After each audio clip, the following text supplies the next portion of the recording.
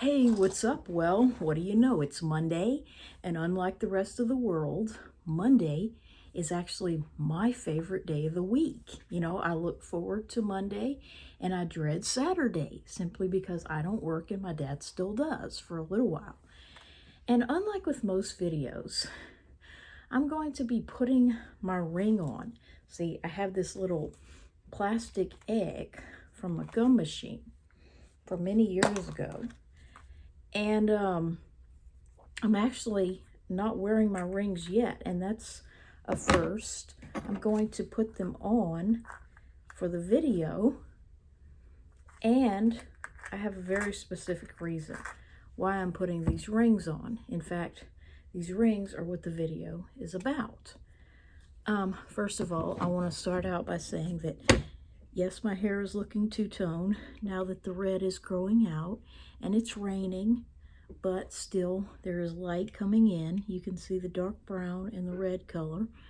So first of all, I had fun making my Halloween paddle for my paddle ball that I got on clearance a year ago, or about maybe 10 months ago or something, or 9 months ago, something like that. My mom bought it on clearance and gave it to me for Christmas, but finally it's back in season. And one thing I've noticed is that it's very difficult to color on wood because of the fact that it has a wicking effect and it wants to have little fuzzies from the grains of the wood. But still, I think I managed to do a fairly decent job of coloring the black cat on my paddle ball. Okay, what I want to talk about today, I want to title this video Marking Oneself, or something along those lines. And I'm wearing these two rings, which I may never wear again. It depends on what I decide to do with them. But these rings are very special in my life, okay? And right now I brought this plastic egg from a gum machine. I don't know if this is exactly one of the ones that they came in. Okay, those may have been long gone. But I put them in an egg, sort of like the one they came in. But I have this collection of rings that I'm really at a loss as to what to do with. Some of them, well, basically only these three are. This one I think is a little bit small. Perhaps in the wintertime this one would fit. But only these rings will fit me whatsoever. The rest of them are not even a good pinky ring because they're sort of in between my pinky size and my ring finger. So, once upon a time, I used to have this collection. Let's see, there's 7 of them, I'm pretty sure. I had more, but I've gotten rid of some of them over the years. But I used to have this collection way back before I got my class ring. I used to have this collection of rings that I would get. One of my first purchases, on the sly, so to speak, before I really got into the doll collecting, I would buy these little rings for about 50 cents out of a gum machine at Kmart, I think. And way back when I was a teenager, I've always had rings, okay? From the time I was a baby, I've always had one little size 3 ring. And so I've never been hurting for jewelry. But the problem that I had, or what I saw as a problem when I was younger, was the fact that, of course, my mom always bought me feminine jewelry. What else could she buy me anyway? So she bought me all this jewelry to make me feminine, like her. And so when I got to be a teenager and I started this wanting to be a boy and started cutting my hair around age 10, I rejected jewelry, specifically earrings, in an attempt to feel more masculine, more like a boy. But then as I got to be a teenager, I realized that I actually liked jewelry. I liked the bling. Um, and one of the things I hated about being a girl was that I didn't get to have a big old high school ring like the boys could have. And so before I got my class ring, I would collect these little cheap 50-cent metal rings that are actually painted gold, and some of the paint has worn off over the years. And I would collect these. And so I'd go to school often wearing maybe my favorite birthstone ring that I'd been wearing for years, because I typically only wore one ring all the time with a watch, and maybe another one on the other hand. So I'd go to school, and my mom would be thinking that I was going to wear, just the same ring that I've been wearing for years.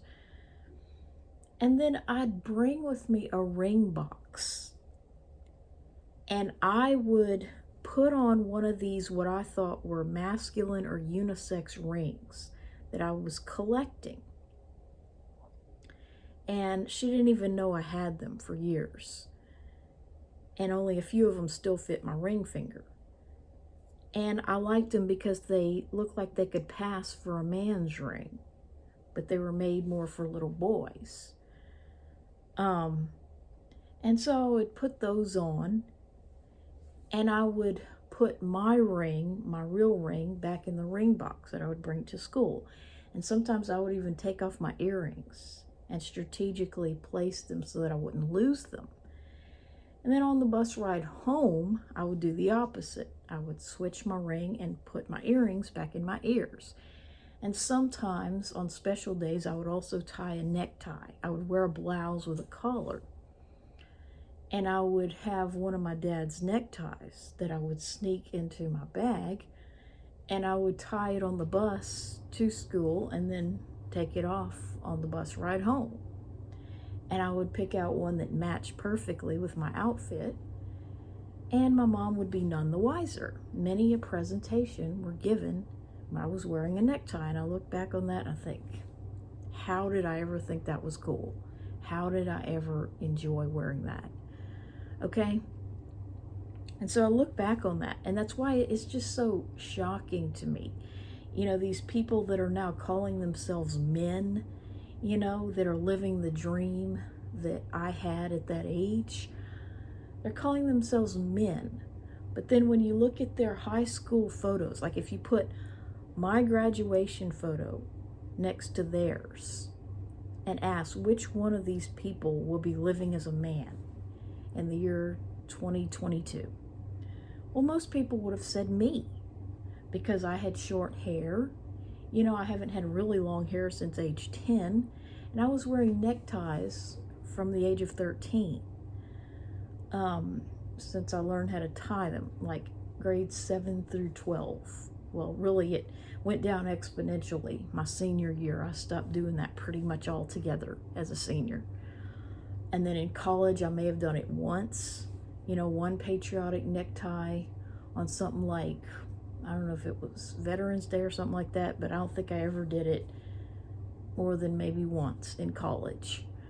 But I would wear like dress slacks and a nice blouse. And I would tie neckties, in grades like 7 through 11 primarily.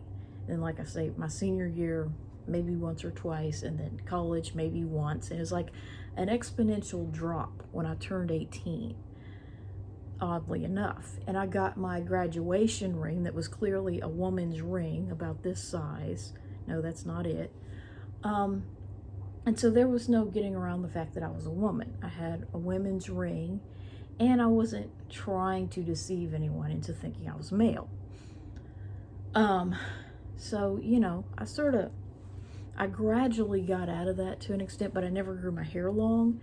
But then I look at these people who actually graduated high school with long hair, and there were no signs, up until maybe a year before they began testosterone. And that has just never ceased to amaze me. How do you have these people that, used to look just like any other girl, but now all of a sudden they've decided they're so much of a male that they have to have phalloplasty?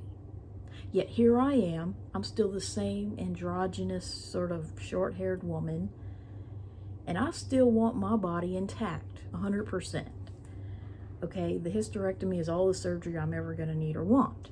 So anyway, I just want to make this video to say I don't know what to do with these rings. Obviously, I have no use for them now. Haven't worn them in years. You know, the paint has worn off and they don't really fit me anymore. You know, most of them wouldn't even make a good pinky ring. It's like, what do I do with these rings? You know what I'm saying? All they do is bring back horrible memories of when I thought it was cool to act like a boy. And it's just really embarrassing, you know, to look back on them and remember, you know, what was going through my mind when I would put these on. You know, sure, they're shiny and pretty, but, you know, it's just not something that I really like to remember, but I don't exactly know who would buy them or want them. You know what I'm saying? It's like I could list them on eBay, but they wouldn't get any bids. Or I could bring them to some donation box, but nobody would take them.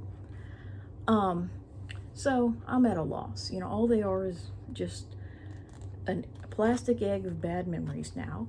And the other thing I want to talk about is how, you know, this whole thing, you know, these surgeries that these people are having, I would not want to have any sort of surgery because it's almost like, you know, they're never going to truly be the opposite sex, okay? But all they're really doing is basically marking themselves as different.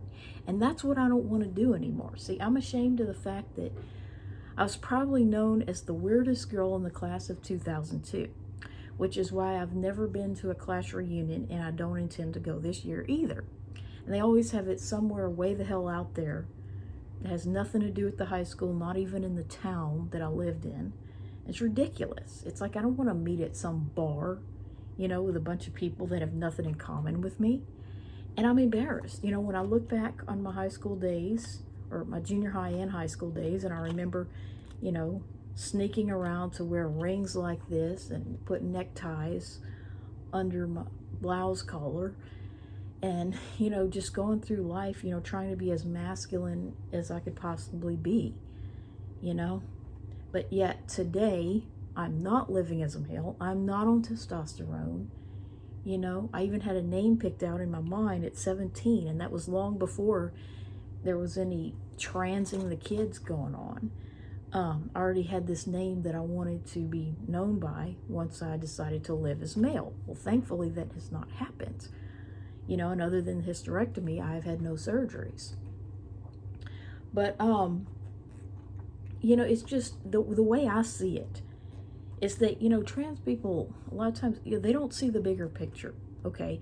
And the way I see it is that the people that actually perform these surgeries and the people who invented such procedures did not do it because they had their best interest in mind. You know what I'm saying? They did not invent these procedures because they wanted trans people to live a long and happy life and, you know, have the best outcome. No, they invented it because it was intended to be a cure for the gays, okay? They wanted to basically cure the gay gays, so to speak, the super gays, and thereby force the bisexuals and the straight passing gays back into the closet or back into heteronormativity. And so because of that, you know, they thought that people were just going to have these surgeries and just kind of go stealth and not talk to anyone about it. And people would just live happily ever after. You know, women would have to be hyper feminine and men would have to be hyper masculine, you know, because anyone who wasn't would just disguise themselves as the opposite sex. But you see, what they didn't count on was the fact that if someone was truly gay, so to speak, they probably wouldn't want these surgeries because they would appreciate their body. You know what I'm saying? It's like if you are a male who truly likes the male body, you know, why would you want to destroy your body? You know what I'm saying? So the people who are truly wanting these surgeries and hormones and all that are the people who are so obsessed with the opposite gender that they want to become a member of that sex so that they can be with one at all times. You know what I'm saying? Like, if they're female, they hate women so much that they can't even stand to see a woman in the mirror. You know what I'm saying? That's why most of their relationships fail. They can't even stand their own femaleness, let alone an actual female. You know what I'm saying? So it's just, it's not something I would want to do. And I feel like they're only marking themselves, so to speak. They can't make it illegal to be gay, but they can try to entice gay people, from childhood to do something that will set them apart from the rest of the population. And they're too stupid to see it. They don't see the big picture. They don't see what kind of people could be behind it. You know what I'm saying? And they just don't see it for what it is. They don't want to believe that, the people behind it could have something other than their best interest in mind. And, not to get too political, not to get in trouble, but, just want to talk about that, how I don't want to mark myself anymore.